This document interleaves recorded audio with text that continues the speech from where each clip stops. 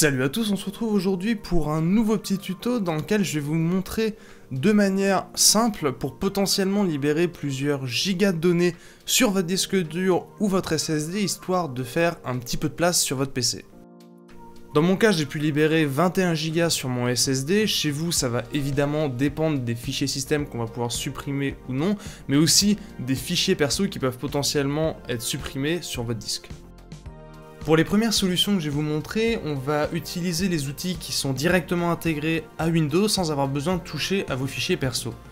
Si vous êtes sur Windows 7 ou 8, ou alors que vous n'aimez pas les nouveaux paramètres de Windows, on va aller tout d'abord dans l'explorateur de fichiers, faire un clic droit sur le disque où il y a Windows, puis Propriétés. Et cliquer ensuite sur Nettoyage de disque.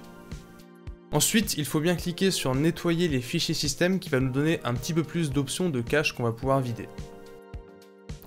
Dans la liste, certaines cases sont déjà cochées, mais on va rajouter le nettoyage de Windows Update, l'antivirus Windows Defender, le fichier de vidage mémoire d'erreur système, le cache de nuanceur DirectX, les fichiers d'optimisation de livraison, les fichiers, tout ce qui est téléchargement, je vais vous montrer quelque chose d'autre plus tard pour faire un petit peu de tri là-dedans.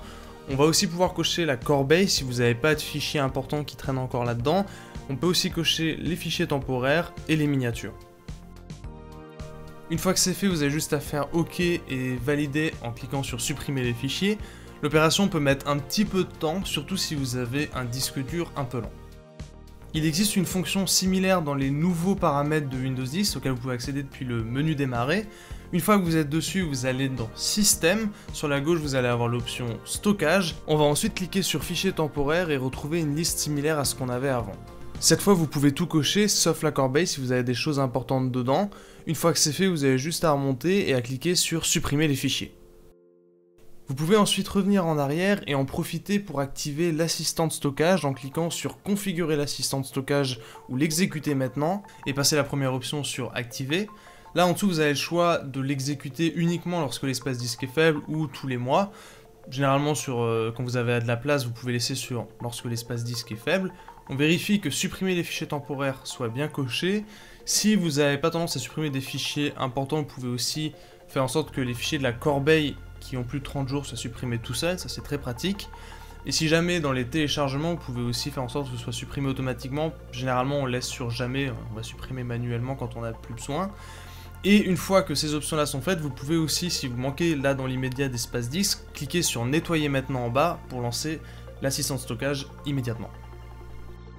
Que ce soit sur Windows 7, 8 ou 10, vous pouvez avoir les points de restauration système qui consomment pas mal d'espace. Alors ces points de restauration permettent de revenir à un état antérieur de Windows, ça peut être effectivement très pratique, mais des fois d'en avoir trop qui traînent, c'est pas forcément indispensable.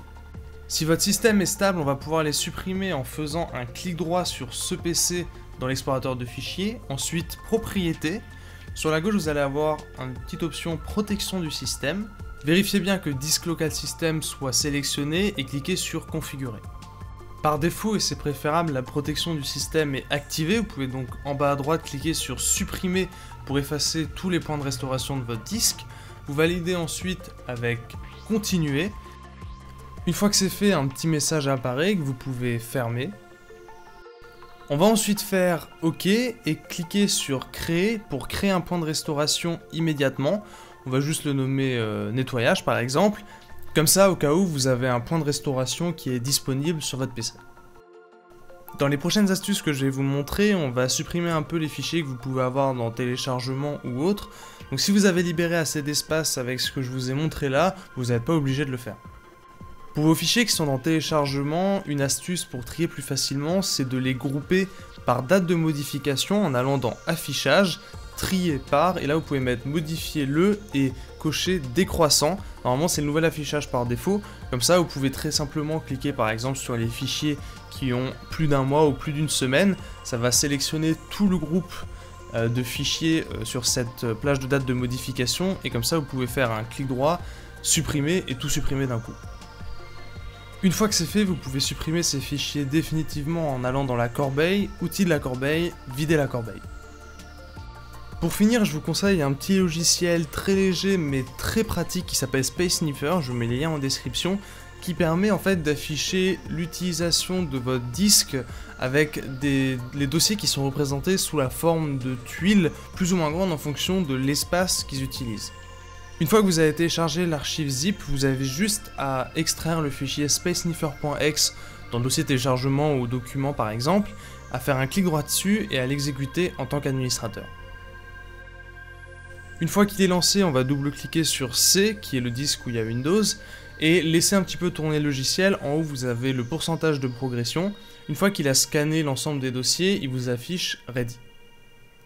Vous pouvez ensuite d'un coup d'œil voir ce qui prend de la place sur votre disque, ce qui est très pratique, c'est beaucoup plus visuel que d'aller dans les dossiers et de fouiller pour chercher ce qui prend de la place.